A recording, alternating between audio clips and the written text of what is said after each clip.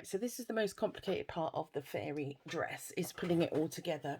We've got our skirt, we've got our spider tulle. I've got gold, some of you will have gold, some of you will have a lovely bronze. And we have our gathered and rolled hemmed organza. Now essentially what we're doing here is we're making a sandwich. So this, when Dolly's wearing the fairy dress, this will be on the top, the green will be in the middle, and this is the underskirt. So what we're going to have to do here is turn your skirt the right way out. And it's a little bit unconventional, I know, but it's just so we can see what we're doing. We're going to find the French seam on the back of the organza, and we're going to nominate, you know, the underneath part as the back.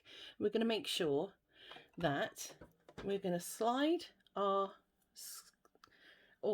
organza skirt over our underskirt, and we're just going to find the middle of the center back and match that with our,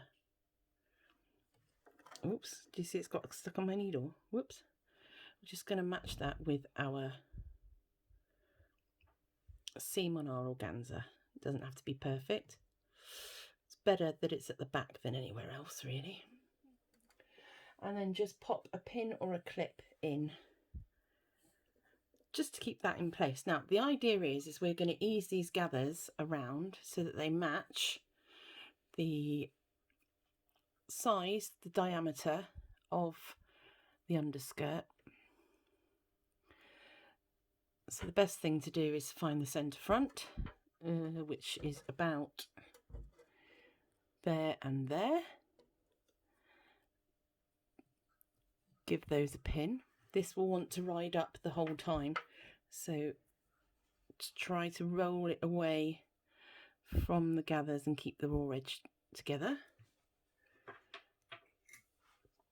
And you can take this in layers or you can do it in one. I'm going to take it in layers because I think it will be easier to show you. Let me zoom out slightly because we're getting in a bit of a pickle here. So again, find the side seam and pop it against a gather. And there. Now you can already see we've got a pinning error there. I think my husband's shouting at Brian the cat. I do apologise. At least it's not shouting at me for once. So, pin out of mouth, Cheryl, pin out of mouth. Actually, that's not too bad. We're all right there. So you can see how I've slightly adjusted that to get that fit. So once they're the same size, what we need to do is make sure that we haven't got this area here has got no gathers. So holding the wool so that it doesn't gather anymore, we're just going to move some of the gathers back. So if you've got areas that are very gathery, now's the time to sort of sort them out, bring them round to the back, because we want it to be gathered all the way around. We don't want to have bits that are flat. But you know what I'm going to say, if you've got some bits that are flat, it doesn't matter. Okay, so what we're going to do now is, just because we've got that sorted, I'm going to knot this yarn to stop it going anywhere. That means we can't now have the gathers running away and we can't over gather. So that's nice and secure. We're going to cut that off later. So what I would do now is finding the center back. You can see how it's coming together. Finding the center back, we're going to take our piece of gold spider. Do you know, I've lost this thing 3 times already today. There it is, stuck to my leg. Right. Now, this is one long piece. It has 2 slightly flattened ends. So there's one, and at the other one, at the other end there's one. So what we're going to do is we are going to find the back. Remember, we've got that pleat there, and we're just going to lay on this flange of the spider tulle. And what we're going to do now is we're just going to very slowly, with our stretch stitch, 18, because we're sewing the stretch, and it's going to get pulled out of shape. We're going to sew in the round.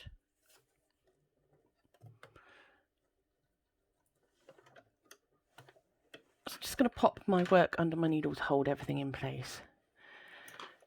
Right, now what I suggest here is you use the yarn in the gathers to make like a line to stitch against. So if you always, it's so fiddly, if you always keep the line of the gathering in line with your foot, you'll be fine. I just want to check that that is actually the right way up. Yes, it is. Okay, fine. So all of those edges, raw edges together now, are going to get stitched together.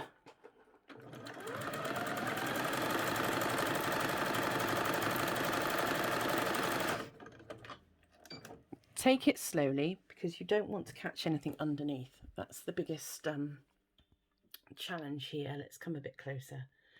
That's the biggest challenge. It's keeping all your layers together whilst not sewing anything that you're not supposed to sew. It is a bit of a pain to undo this, but equally it is extremely forgiving. The gathers will hide quite a lot of any imperfections. So we just do the next section, and we'll just keep going around till we get to the other end. It's quite a therapeutic sew, this one. So it has an amazing effect when it's finished. And by getting these layers together now, before we join the bodice and the skirt, because you can imagine trying to add the bodice into these layers would be a bit boring. Half of you would probably give up. I know I did when I was designing it. Hence I've broken it down into these slightly easier to manage steps. Because if it's one thing I want you to do, it's have the confidence to give things a go and succeed.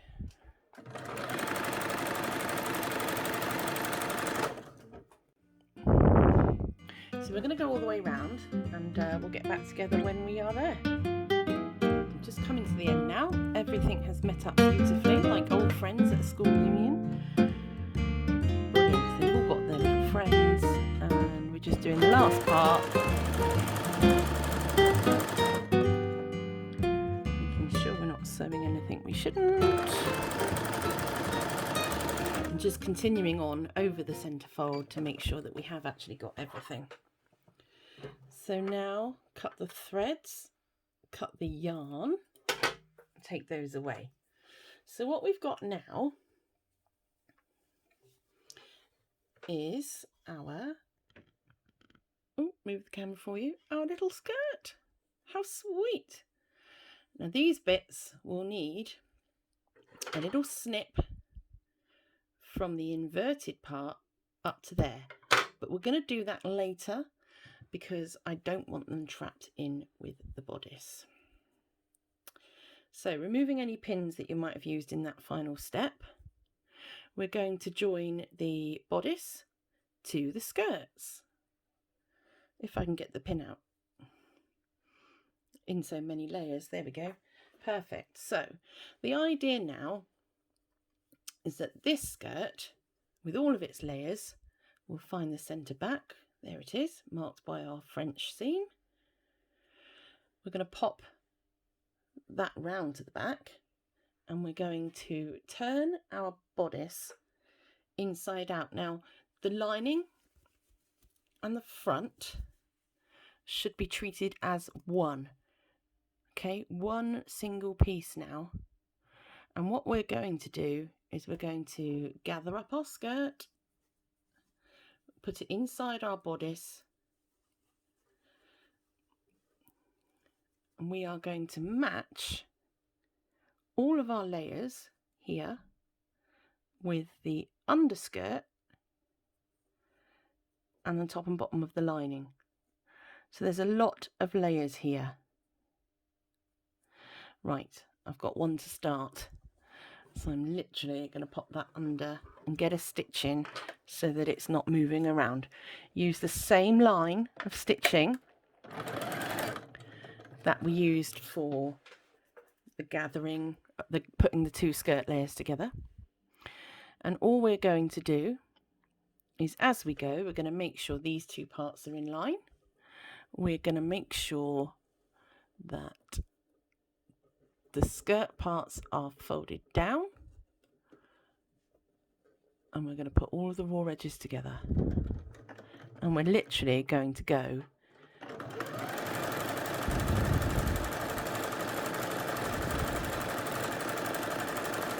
an inch or so at a time, just to make sure that everything is facing the right direction. That's Chloe, my Westie, doing a tap dance in the background. She's an old girl now, bless her. So again, next couple of centimetres.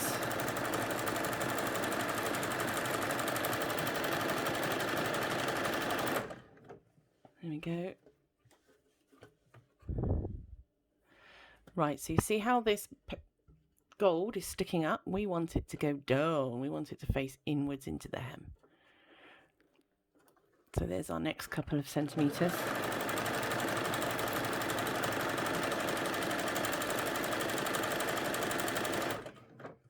There we go. And we're just going to go all the way around, making sure everybody's tucked in. And here you can see we're just about to go over the braid on the front, so that's what keeps that nice and neat.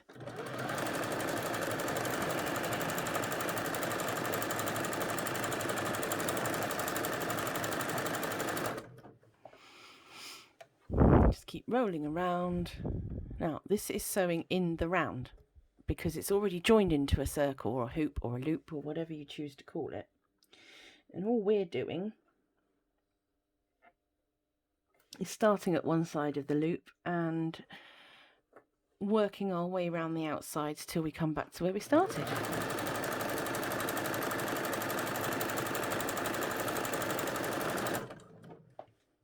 You can see we're not far off now.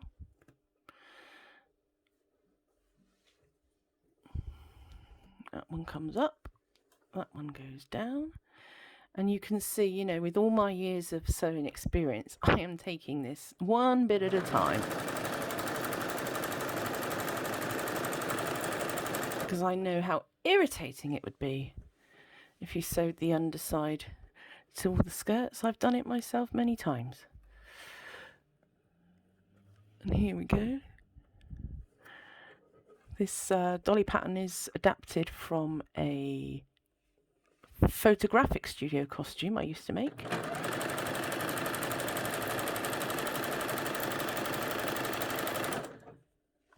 Hence the number of times I've tried and failed and tried and succeeded. Right, we are now almost back to the start.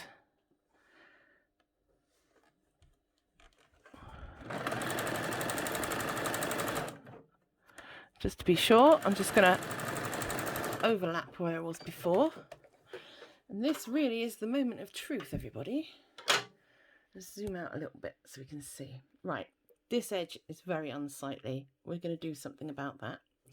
But before we do so, if we just turn out our fairy dress. Hey, it's gorgeous. All our little frilly bits are around somewhere. Just a case of digging them out. And there she is. So you can really see that skirt's got lots and lots of fullness. It's beautiful. And we've got our tucks and our leaves all the way around. Wonderful. So what I would suggest is on your machine, if you open that skirt out again, all we're going to do is we're going to open out our seam. We're going to put it under here. We're getting a nice zigzag. We're going to take down the length. We don't want it too long. And we're literally just going to pass the bulk of that seam through. Let's bring you in. There we go. To encapsulate all this rubbish here.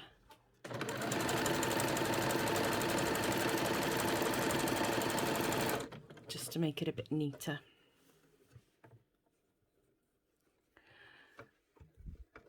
Again, if you've got an overlocker,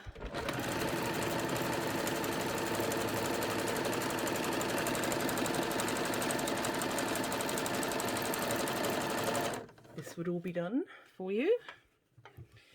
But I don't think I would like to chance putting all those layers together on an overlocker, because if you do make a mistake,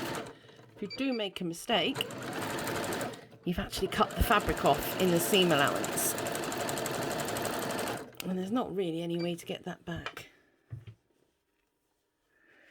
Sometimes actually I will sew it and then, with the intention of overlocking it, like now, instead of using the zigzag stitch, I would actually take it to the overlocker and power that round to tidy the edge, take out some of the bulk and finish the seam.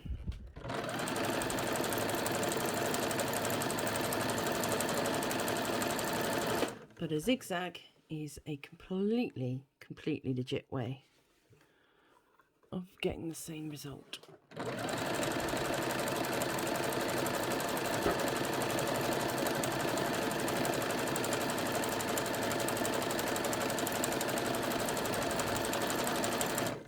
There. Still looks a bit messy, but what we can do is we can trim this now. So we can take our scissors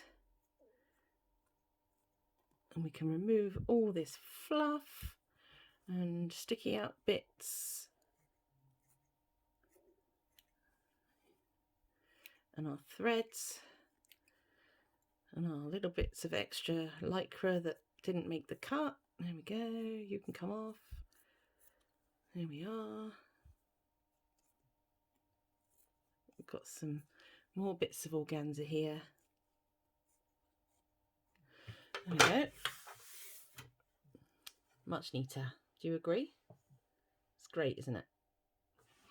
Okay, so turning our dress the right side out, it's time to put our wings on. Where are my wings? Completely not near where I want them at all, as per usual. So switching back to straight stitch, we've got our wings, we've got our centre crease from where we folded it to cut it on the fold, turning Fairy onto her front so that we can see her back. We're just going to roughly find the centre back, and we're going to pop our wing crease down the centre back here, and we're just going to sew a straight line through all layers from the inside. Now the reason I say from the inside is because you'll be able to see, if all of this is underneath the wings, you won't be able to see whether you're sewing through it or not, and you're not supposed to be. So top tip there, all the way down. The wings finish there, you can just feel it underneath. Bit of a back tack there to keep them nice and secure, and our wings are on.